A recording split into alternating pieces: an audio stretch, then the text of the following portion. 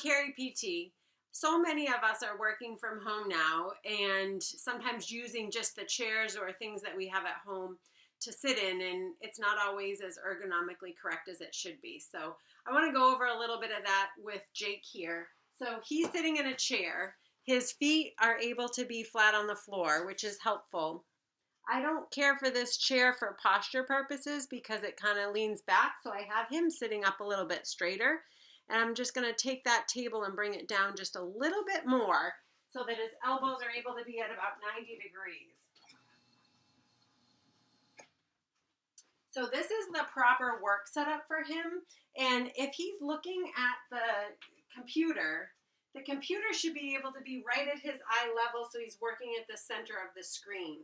A lot of times we're working on laptops, so the laptop is actually spending a lot of time looking down, or you're just slouched to look at it. The other thing I often have people do is to put a support behind their back. So you can take a half roll, put it right behind your lower back.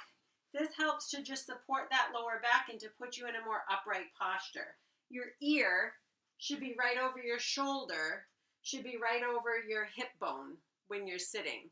And a lot of times we just tend to be really slouched forward. Go ahead, Jake, slouch. I'm going to take this out. So his ear is forward over his shoulder. This puts a lot of pressure on the muscles in the back of the neck. And then it puts more pressure because it rounds out this part of your back here and then your lower back. So having this little roll behind the back kind of forces them to stay up a little bit straighter. The other thing I have people do is you need a break after a while, but just, go ahead, sit up for a second. Like lift your butt up.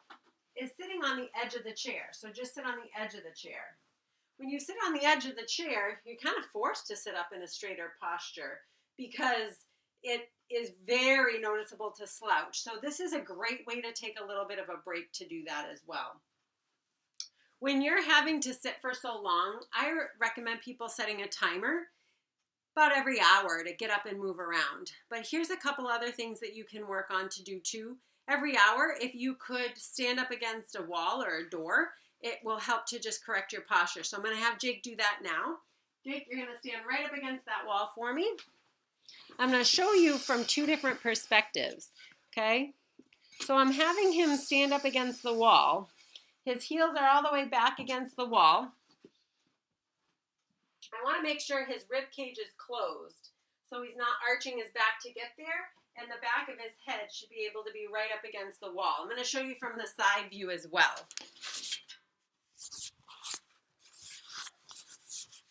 So from the side, we want to make sure his chin is tucked. Go ahead, tuck your chin. There you go. See how he's having a little hard time doing that? Good. There, that's perfect. Good, but it's work, right? And you don't want to arch here, and your hips are lined up, okay? So his ear's over his shoulder's over his hip, and his hip is over his lower leg and ankle. So I have people often stand there for 1 minute and just work on breathing. And it gets tiring after a while standing and holding that position. But it's really helpful because the wall is like a level. And it shows you how far your head and your back and your feet might be away from that. If you have too much trouble with your heels right up against, you can bring them out about 1 inch, but no more than that. And you want to try to be able to stand there for a minute. And you can do that every couple hours, and that'll help as well. The other one that you can work on doing is on a foam roller. So Jake, I'm going to have you lay on this foam roll. I have a foam roller. This is a half one, but there are full ones that are available as well. So you're going to lay here with your butt here and your head here.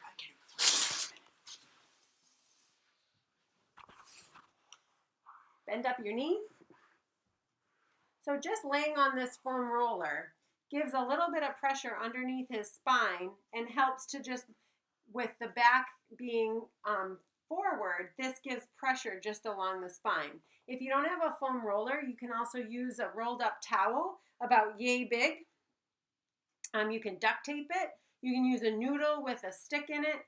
Anything that's cheap and inexpensive at home you can use.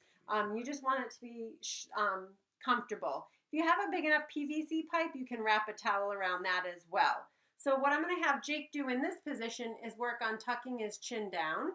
Okay, so that gives a stretch here on the back of these muscles. Good. And then what I'm going to have him do is just work to turn his, bring his arms all the way out into a T position to stretch out those chest muscles here. And then I'm going to bring him into goalpost position. This is a different type of stretch, and it stretches the front part of his pec muscles. He happens to be a little tighter on his left side than his right side. But that's just the way some of us are if we're always rotated to one side or the other. He's left-handed, so that could be a part of it as well. So you can take a big deep breath in, reach your arms straight up, but see how he wants to arch his back? So we need to make sure this stays down onto the foam roll, and he can take a big deep breath in and bring his arms forward. Good. Out into T position. Good. And then goalpost position. Eventually, his elbows should reach the floor. This side does, the other side doesn't. There it does after a little bit.